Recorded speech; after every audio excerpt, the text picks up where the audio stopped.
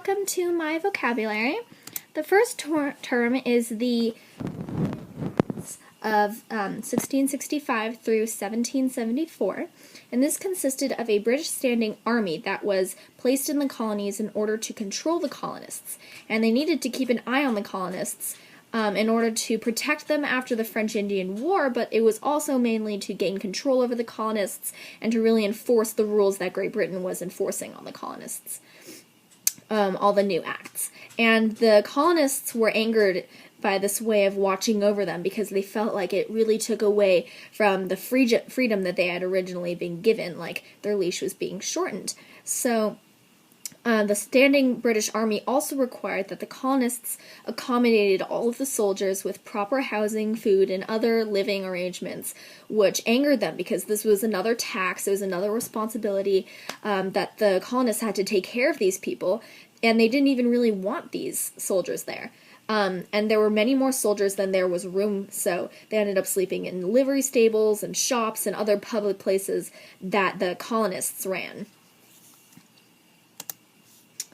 The next term is redcoats, which was a nickname for the British Army, because the British wore these red coats to all of their battles.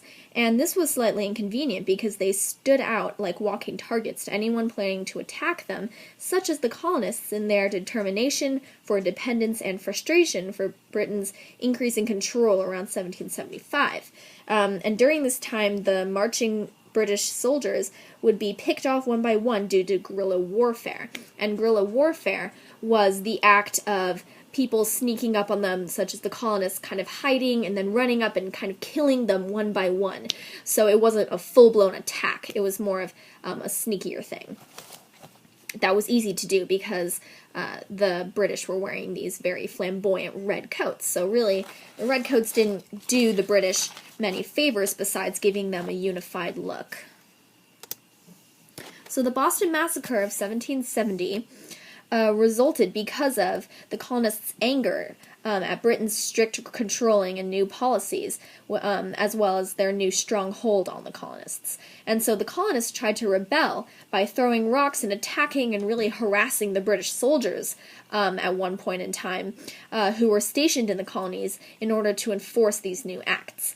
And the British, in their defense, and in an attempt to defuse the riot, decided to shoot back into the crowd, and they ended up killing a few people and wounding fewer, but the colonists were absolutely outraged and very angry with the reaction that the British showed. So they blew it completely out of proportion, and this served as a foreshadowing for the American Revolutionary War.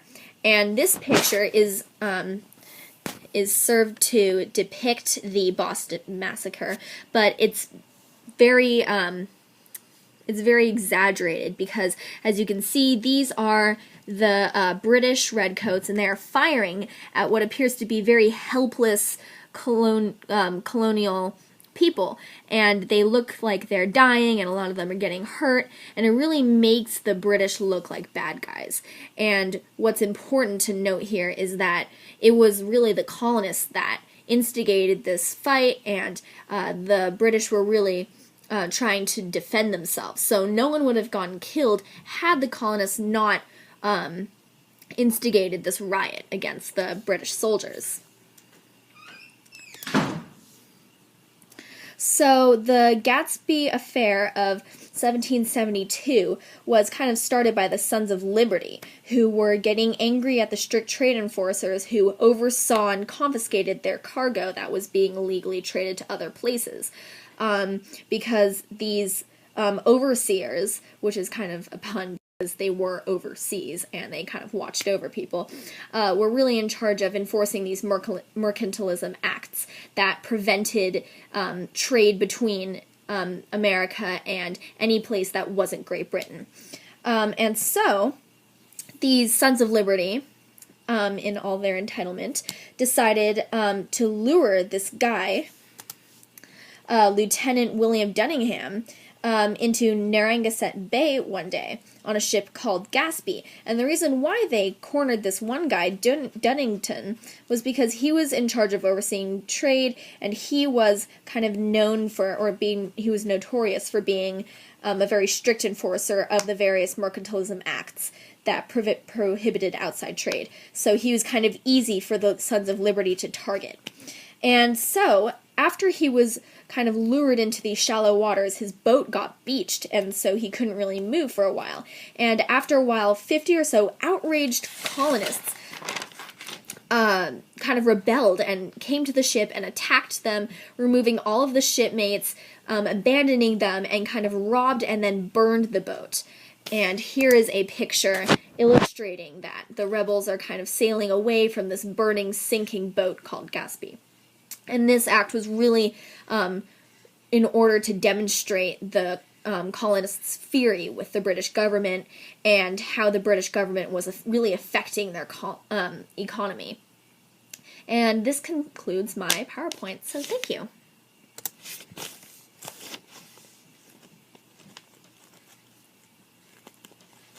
Sorry, having trouble stopping this.